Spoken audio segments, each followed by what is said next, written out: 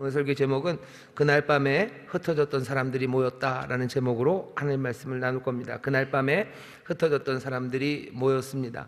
36절 말씀 보시면 이 말을 할 때 예수께서 친히 그 가운데 서서 가라사대 할 때 그 가운데 서서, 그러니까 뭔가 사람들이 있습니다. 거기 모여있는 사람들이 있어요. 이 사람들이 누군지 우리가 좀 압니다.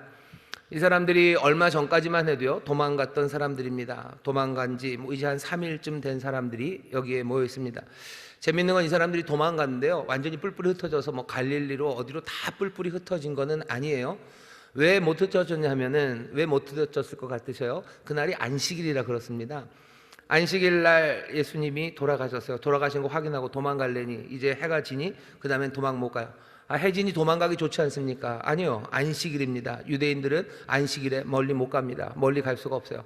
안식일 하루 종일 있었죠. 그러니 토요일 날 밤에 사실은 도망가면 돼요. 아마 그때 도망간 사람도 있었을 겁니다.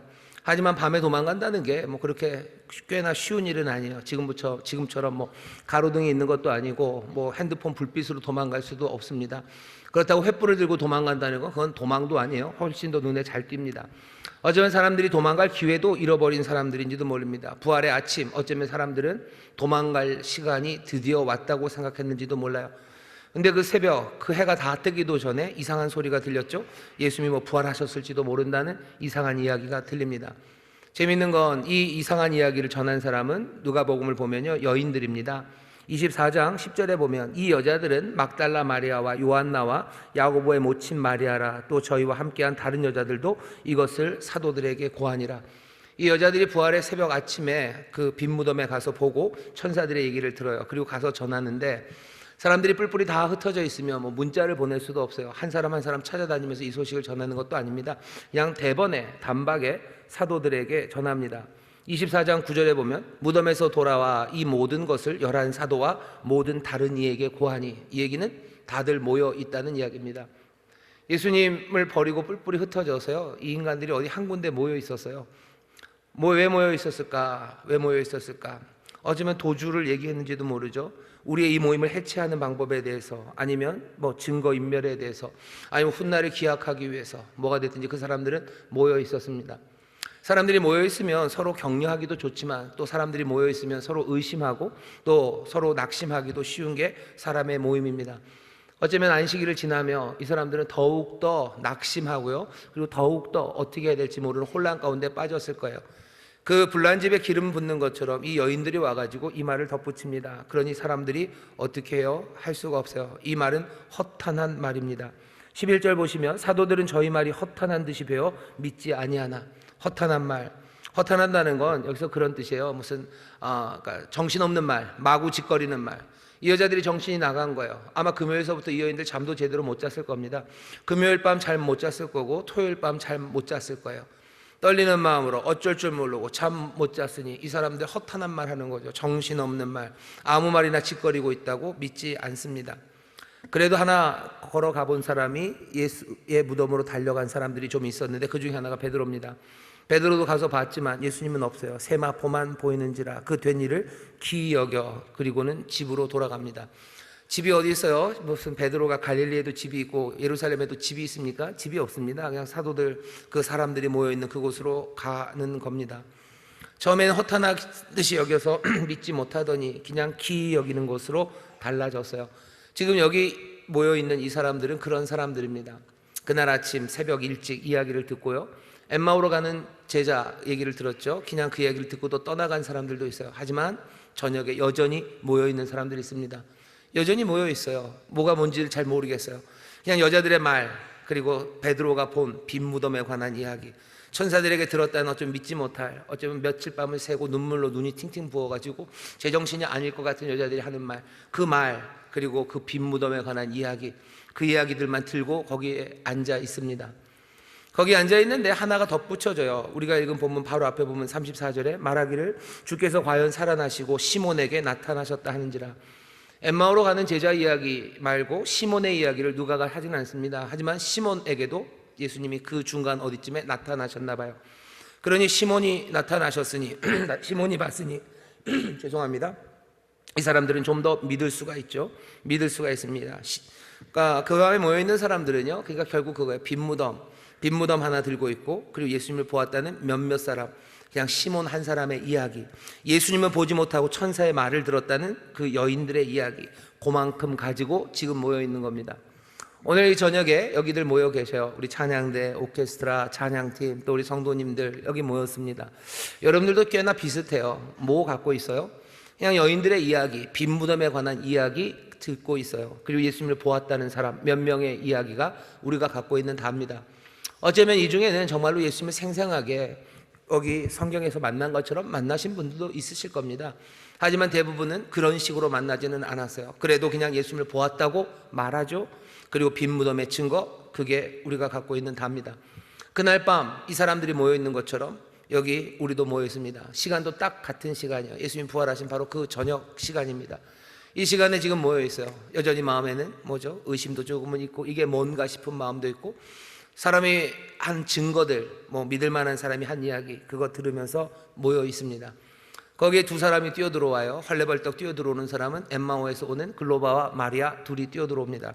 이 둘은 어떤 여인입니까? 어떤 부부입니까? 하나님의 말씀을 들은 사람들이요, 주의 말씀을 들었어요. 그리고 마음이 뜨거워졌던 사람들, 하나님의 아들이신 예수 그리스도가 떡을 떼실 때 갑자기 눈이 열려져서 예수님이 보이지 않지만 깊이 알게 된 그 사람들이 예루살렘 이곳으로 달려온 겁니다. 이 집결지로 달려온 거예요. 지난 며칠 동안 눈물이 많았고, 지난 며칠 동안 혼란이 많았고, 또 지난 며칠 동안 어쩔 줄 몰랐던 그 자리, 바로 그 시간에 사람들이 모여 있습니다. 오늘 여기 딱 그 시간이에요. 여기 계신 여러분들은 오늘 오전에 함께 예배하면서 주의 말씀 가운데 마음이 뜨거우셨던 분들이요. 아멘. 성찬을 할 때 눈이 열려서 주님이 보이지 않지만 주님을 깊이 아시는 분들이십니다. 맞죠? 여기 세팅은 완벽해요. 그날 저녁처럼 그날 모였던 사람들 같은 바로 그 얼굴들이 지금 여기 있는 겁니다. 우리가 지금 그렇게 있어요. 그날 밤처럼 여기 있어요. 조금은 믿음이, 그리고 조금은 혼란이, 그리고 조금은 말씀의 증거들이, 낮에 뜨거웠던 마음들이, 그리고 그때 희미했지만 내가 주님을 깊이 알았던 그 마음들이 이 저녁에 있는 겁니다. 오늘 말씀을 보시면 그 사람들 가운데, 이 가운데 어떻게 하신대요? 예수께서 친히 그 가운데 서서 가라사대. 그날 밤 거기처럼 오늘 이곳에 서 계시는 분이 계십니다. 오늘 부활하신 주님께서 이곳에 서셔서 같은 말씀을 하셔요. 뭐라고 하십니까? 너희에게 평강이 있을지어다.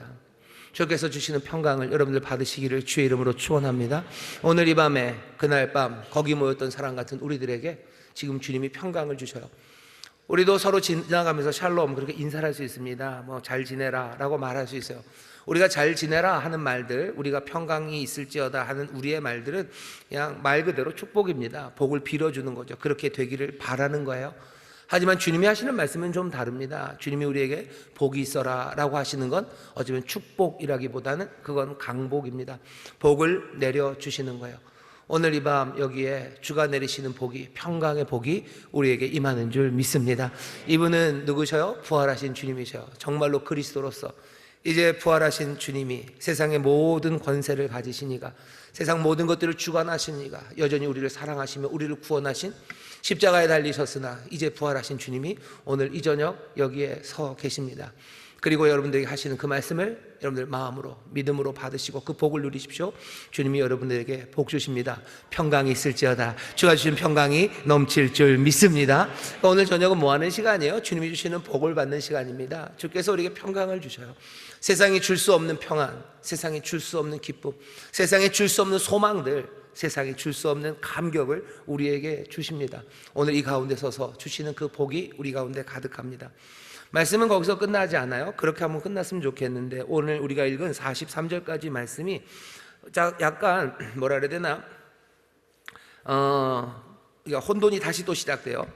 37절 보시면 저희가 놀라고 무서워하여, 아니 복을 주시면 잘 받으면 되죠.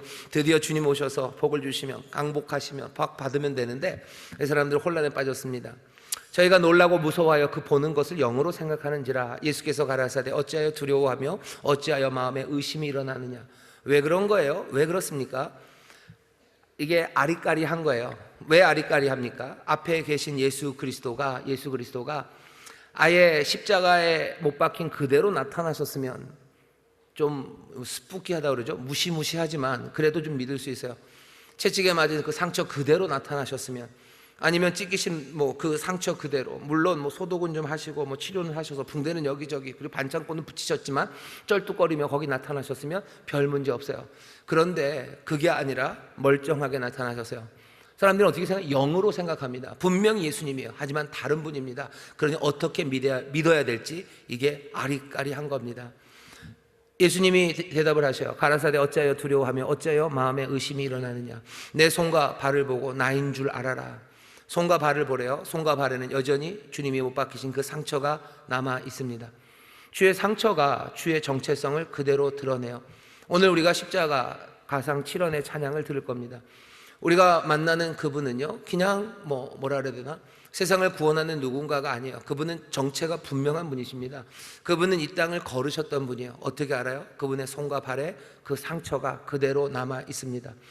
오늘 기쁘고 행복한 부활절 저녁, 어쩌면 주께서 강복하시는 이날에 우리가 가상칠언을 다시 한번 듣는 것은 우리에게 평강을 주시는 이가 누군지 다시 한번 확인하기 위해서입니다. 바로 그분이셔요. 그분이 우리에게 복을 주시는 겁니다. 하지만 여전히 헷갈려요. 예수님이 만져보라죠.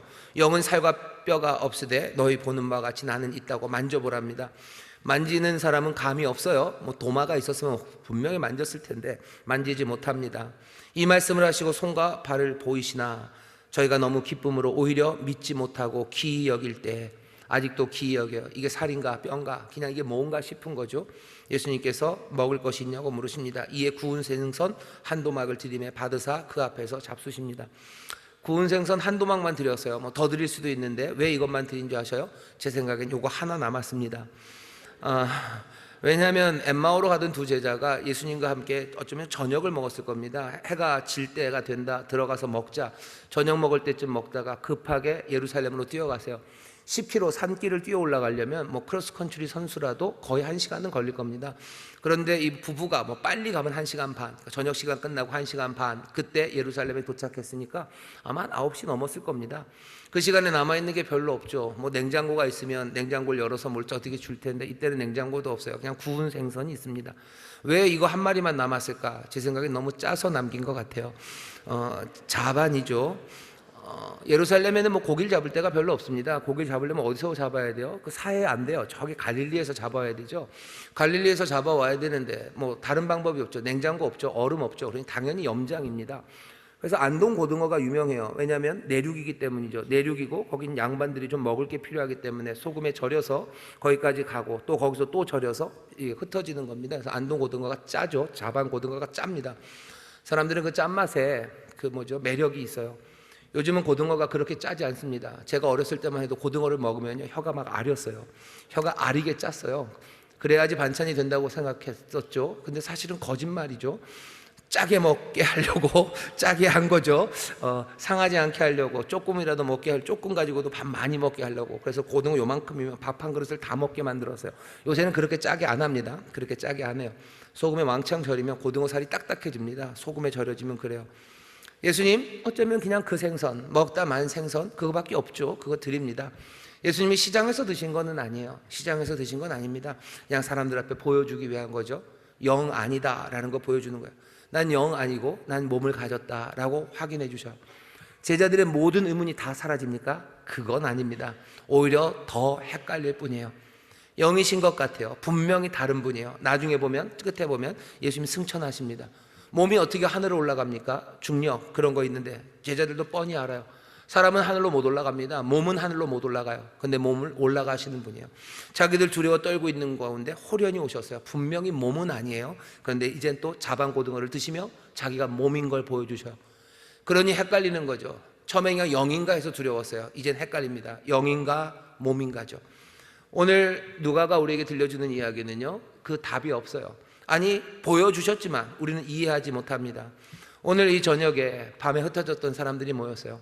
우리에게 하나님의 아들이신 부활하신 주님께서 오셔서 우리에게 복 주신다고 그러셨죠. 우리는 복을 받습니다. 또 하나 뭘 받아요? 우리에게 하나님께서, 주님께서 우리에게 질문 하나를 남겨놓으시는 거예요. 질문을 남겨놓습니다.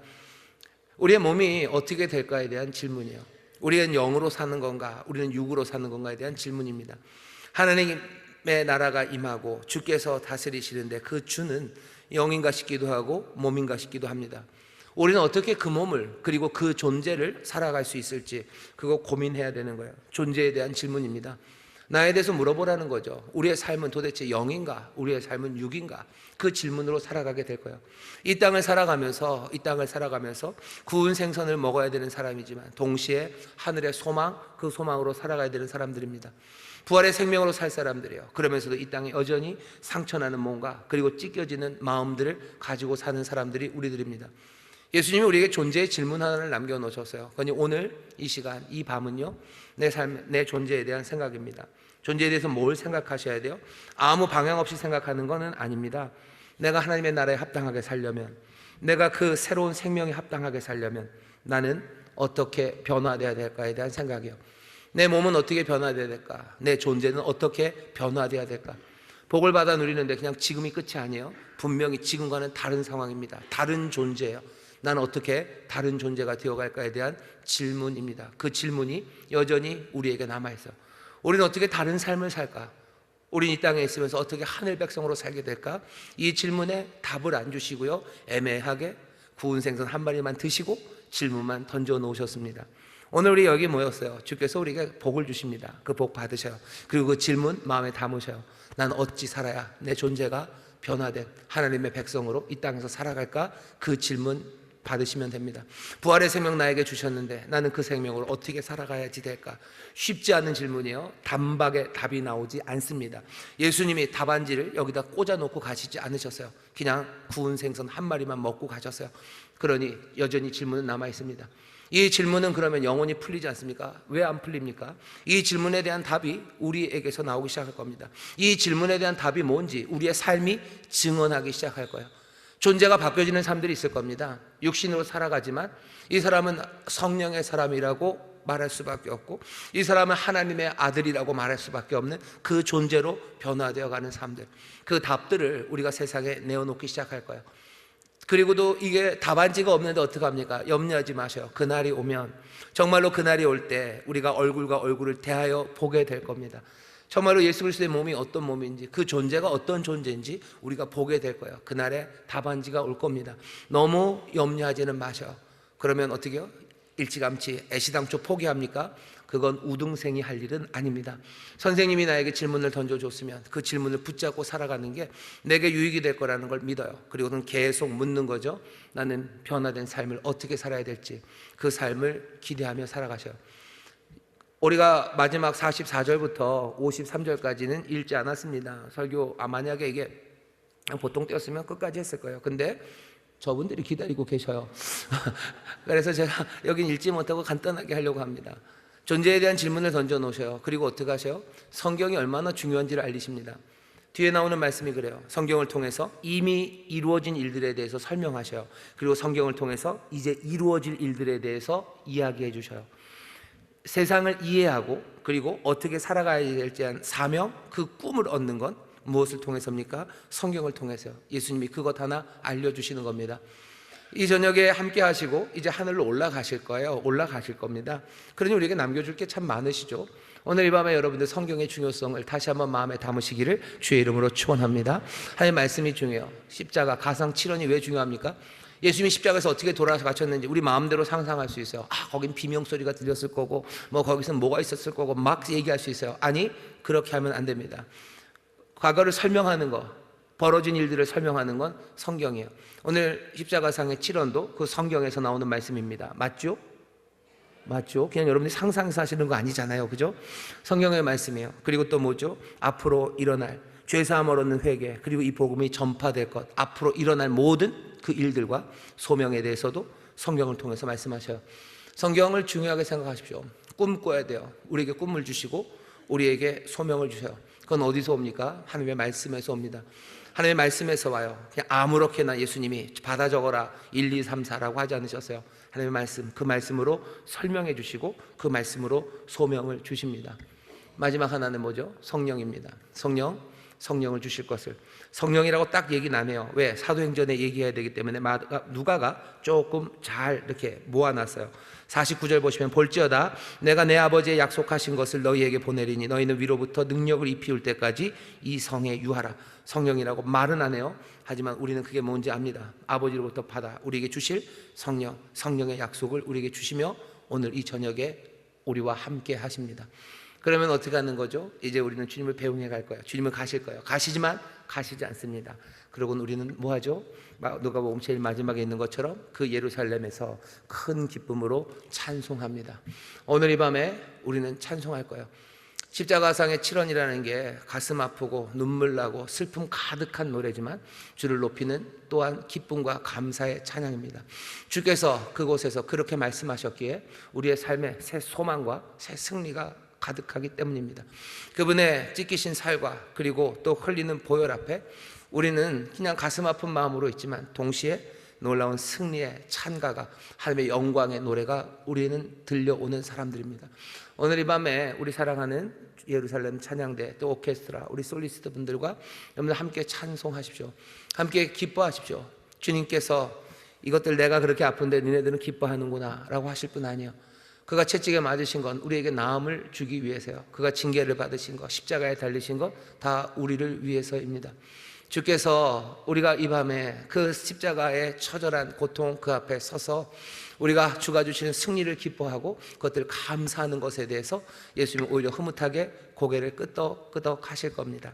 오늘 여기 밤에 그날 밤에 흩어졌던 사람들이 모였던 것처럼 오늘 여기 딱 그 사람들이 모였습니다. 그 사람들이 딱 모인 그곳에 주께서 여기 딱 서 계셔요. 여러분들에게 복 주십니다. 그 복, 평강의 복 받아 누리시기를 주의 이름으로 축원합니다. 주께서 내신 수수께끼 하나 놓치지 말고 가셔. 내 삶이 변화될 것에 대한 기대와 내가 그것들을 하나하나 품고 풀어나갈 것에 대한 숙제를 기쁨으로 받으셔. 공부 잘하는 녀석들은 재미있는 문제 그런 거 아주 좋아합니다. 그치? 그치? 예. 기습이다. 미안합니다. 그 문제 받아가셔요. 그리고 또 뭐 하는 거예요? 하나님의 말씀이 중요하다. 이 모든 문제를 풀 수 있는 힌트를 우리에게 남겨주셨어요. 성경 말씀 마음에 잘 담으시고 성령 기대하시며 여러분들 함께 기뻐하며 찬송하실 때 오늘 이 밤 여기가 정말로 주께서 사랑하시는 이들을 찾아오신 밤이고 주께서 우리에게 꿈을 주시는 밤이고 주께서 우리를 가르치시는 밤, 정말로 우리에게는 평강과 기쁨이 가득하고 주님께는 영광이 가득한 놀랍고 아름다운 그렇게 역사하셨던 베들레헴의 밤이고 그리고 예루살렘의 밤이 될 줄 믿습니다. 기도하겠습니다. 하나님 감사합니다. 오늘 이 귀한 시간 부활절 저녁 여기 흩어졌던 사람들이 모였습니다.